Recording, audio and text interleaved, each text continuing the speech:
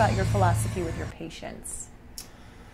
Well, I think it begins with a proper consultation. One of the things I like to say is that a great surgical result, first of all, begins with a perfect consultation about who's a candidate, where to target, and then, of course, a perfect procedure. It's really those two things. A bad result's an improper consultation, targeting the wrong areas, and improper surgical technique. It's that simple. So my consultative process is different, I think. Most in aesthetic medicine, what is commonly done most of the time is more of the polite approach. What are you here for today?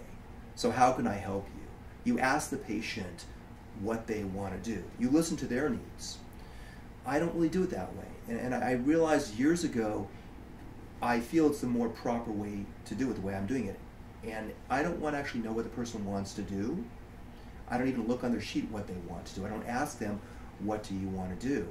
I feel it's my responsibility to determine if they're a candidate and what should be done to balance their body out. I want the patient to listen to what I have to say and guide them. And at the end, of course, they're going to say what they want to do, and we're going to talk about it. But it's a proper approach. And I'm going to take it another step further. It's wrong to not do it that way, and I'll tell you why. If, let's say, a patient is coming in for a consultation, and many times they're getting other things done, they're getting their breast done, they're getting their nose done, and they say, oh, by the way, I'm thinking about getting liposuction done, and the doctor then says, oh, well, let's take a look, where do you want to do it? Oh, my stomach.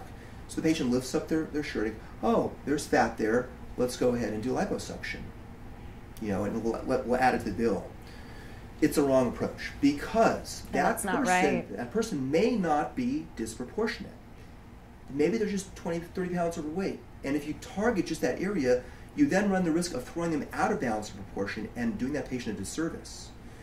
And another reason why I do it is that I don't want to miss things. So if, let's say, somebody comes in and they're seeing me and they're coming in for their thighs to be done, but I look at their entire body and I feel, okay, fine, their thighs are a good area to do.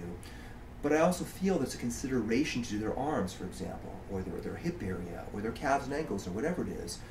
I want to be able to tell them that it's a consideration to do it in those areas, because we're going to go to the operating room. You're going to go through one procedure. It's going to be more cost effective for the patient. It just is that way in cosmetic surgery.